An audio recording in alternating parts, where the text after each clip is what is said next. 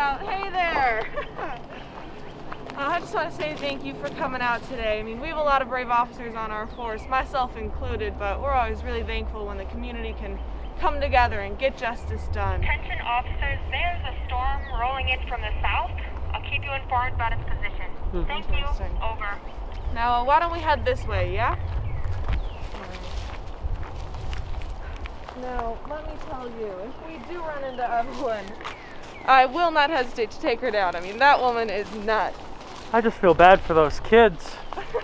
Yeah, well, I doubt that you have all the details, Hale. I mean, I know the full rundown. I mean, probably even more than you, so. Well, I did get a chance to look at the report after the case debrief today, so I think I have a pretty okay handle on it.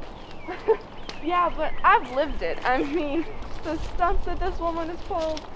Oh, really? I mean, there's this one time I answered a noise complaint call from one of the neighbors, and very run-of-the-mill. And so I head over there and I knock on the door, and then the daughter opens it, and the house is just in shambles. And so I start walking the floor, and Evelyn hunched in a corner of the kitchen, smearing food all over the walls, like literal food. It was disgusting. So I go up to grab her, and she starts screaming and throwing food all around. And she's yelling, "The outside has to match the inside. We can't lie anymore." Like, what is that? And the boy, I mean, he's just as crazy as she is. And I mean, so he comes up and he's crying and trying to fight me like a 7-year-old who's gonna beat up a police officer. Poor kid. So, I mean, I'm trying to, fight off both of them, and my backup had, been caught up in some other disaster, so I'm like completely on my own against the crazies. But no matter, I was able to get a handle on the situation, and I got her downtown, and I didn't press any charges just because, I mean, she's clearly unstable, and it seems like she's only gotten worse. But it makes me wonder, I mean, should I have been harder on her back then?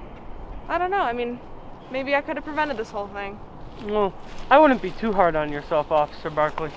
From what I understand, Evelyn and Caleb have both had a lot of issues over the years. From what I've read, even in the event you're referring to, even though I wasn't there in person, Caleb was allegedly on some kind of a bender at the time. Didn't Evelyn claim in her statement that it was his behavior that was the catalyst to her breakdown? Well, of course she claimed that, Hale, but just because a perp claims something doesn't mean it's true. And look, I've known Caleb Fleming for a long time, and he doesn't always make perfect decisions, but believe me, marrying that woman is the worst mistake he has ever made. And when it comes right down to it, Evelyn committed a crime. Caleb didn't. I understand your position. Still, I just feel bad for those kids. They certainly haven't had an easy go of it, and I can't imagine what they must be feeling right now. I wonder what they think about it all, what they hope for.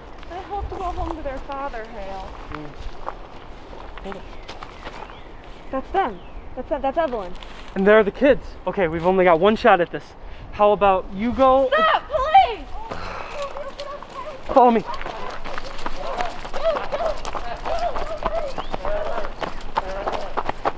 We're gonna have to split up. Do you want to go with me or Hale?